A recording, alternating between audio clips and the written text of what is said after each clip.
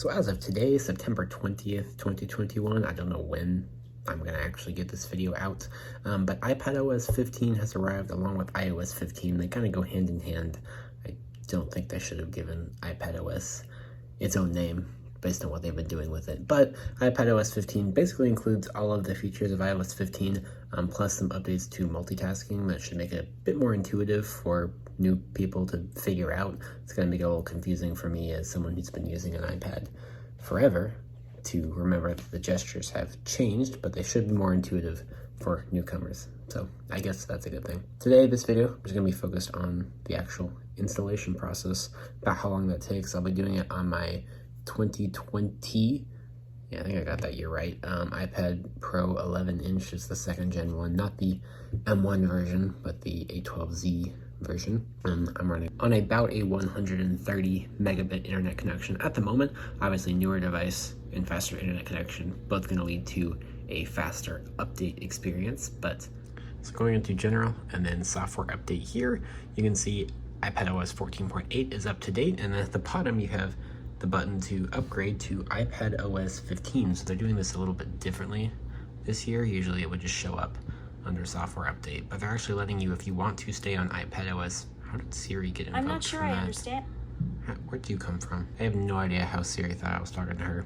But if you want to stay on iPadOS 14 and just get bug fix updates and security patches, you can do that, and they'll just show up here. That's what I understand. But if you want to go to iPadOS 15, you can click here. So it's interesting they're giving you that option this time. So here's a summary of everything new in iPadOS 15.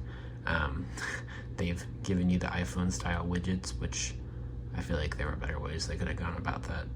But, you know, maybe they'll fix that later. Just a reworking of the multitasking system, which they don't really mention on this summary here. They kind of just summarize some of the other iOS 15 stuff from the iPhone that's coming to the iPad as well. What's interesting is but you see a 2.82 gigabyte file. So the iPadOS 15 file is actually smaller than the iOS 15 file, which is interesting for sure. If you tap learn more here, you'll pull up an entire freaking list of everything that is new with iPadOS 15. You can look on your own device, or Apple actually publishes those entries on their website.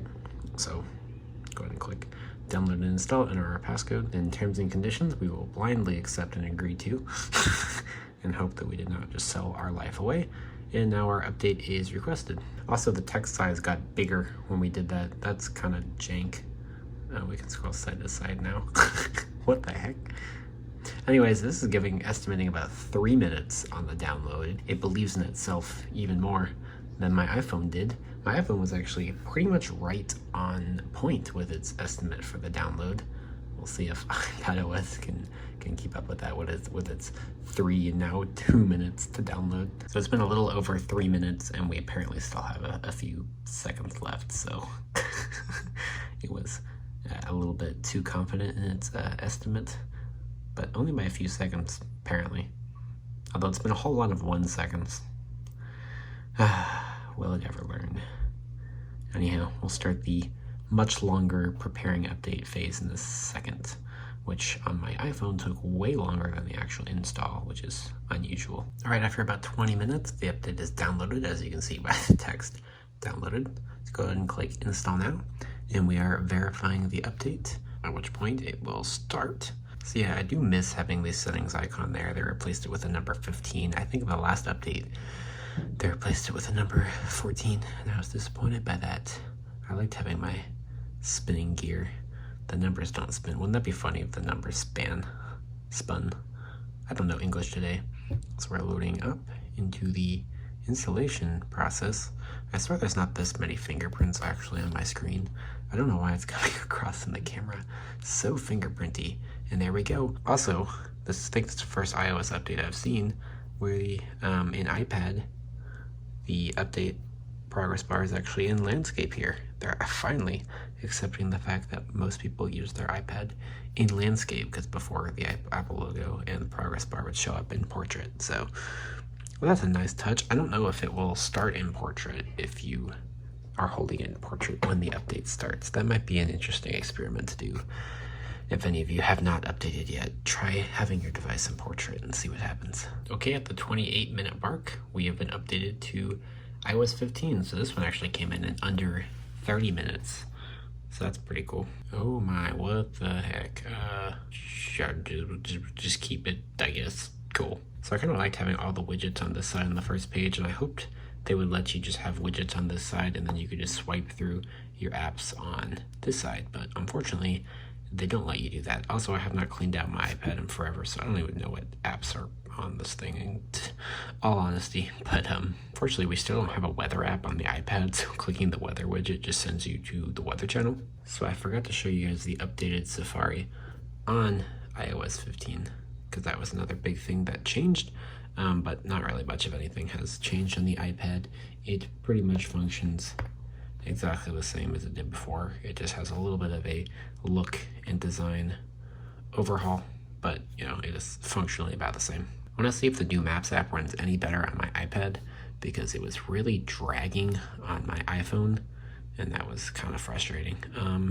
It's still not great, but it definitely appears to be running a bit better than my iPhone.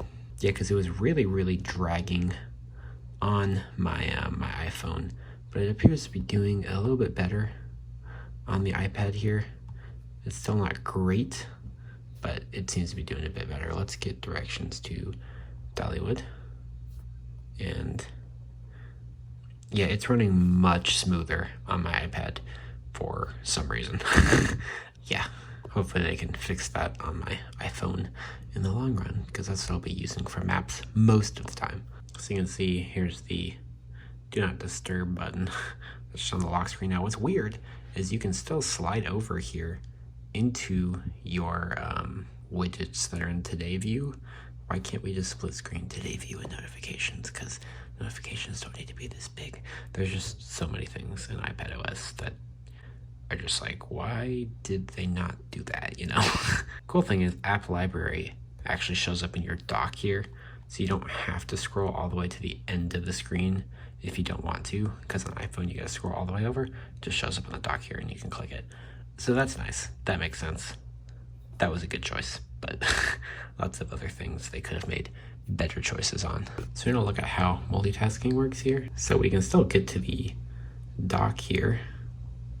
We can still do what we did before, so that's nice. The old gestures are still here if you want to use them. We still have the drag and drop. We still have slide over.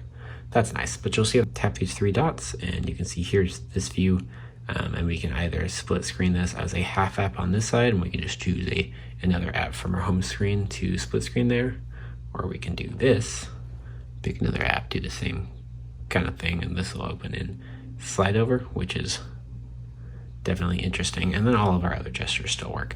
So that's nice. I like that. And this will prompt people, be a little bit more intuitive for people to use split screening functionality on the iPad. So I think I am going to do follow-up videos with all of these software updates later, including iPadOS 15 here, because as I've been messing around with iOS 15 for a little bit and iPadOS 15 in the last like 10 seconds, I have some thoughts that I want to share. So, but I'm going to wait a few days, maybe a few weeks even, just because first impressions are not always great. And if you give it some time, you can get some more developed thoughts and see how it actually is using in day-to-day life. So hopefully I'll have those videos later for you guys. But if any of you have installed iPadOS 15 on your iPad, how was your experience and what do you think about the update so far? And otherwise,